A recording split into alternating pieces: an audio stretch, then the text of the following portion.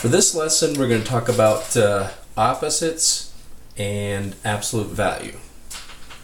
Opposites. Opposites are numbers that are the same distance from zero, but are on opposite sides of the number line, opposite sides of zero. So one example here would be the number 5. It is 5 units away from 0, and its opposite will also be 5 units away, but on the other side of 0, and that would put it at -5.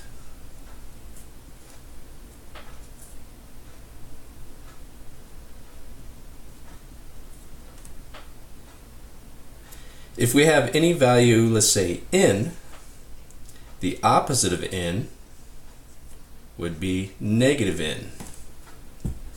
Now, don't assume that this -n always produces a negative value.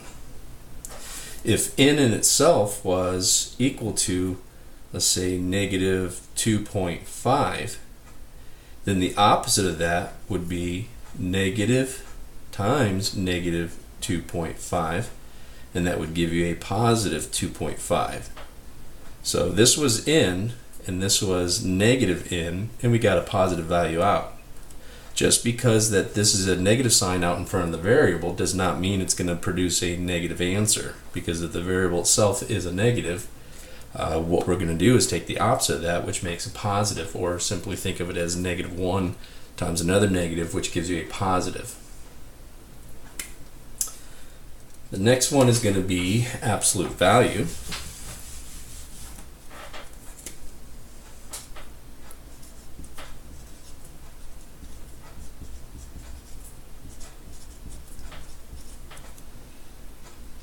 An absolute value is simply a distance from 0. Distance from 0 on a number line. And the symbol we use for absolute value is the double bars like this. Let's say I use the letter A inside there, and that would mean the absolute value of A. And distances are always measured with positive values. So absolute value will never produce a negative number unless something on the outside makes it negative. I'll give you an example here. If I have the absolute value of 2, that produces a +2. If I want to find the absolute value of -2, that is also going to give me a +2. The absolute value bars are simply asking how far from 0 is that number, and that's always a positive value.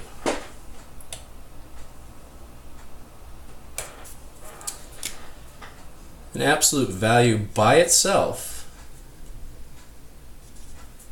can never equal a negative number.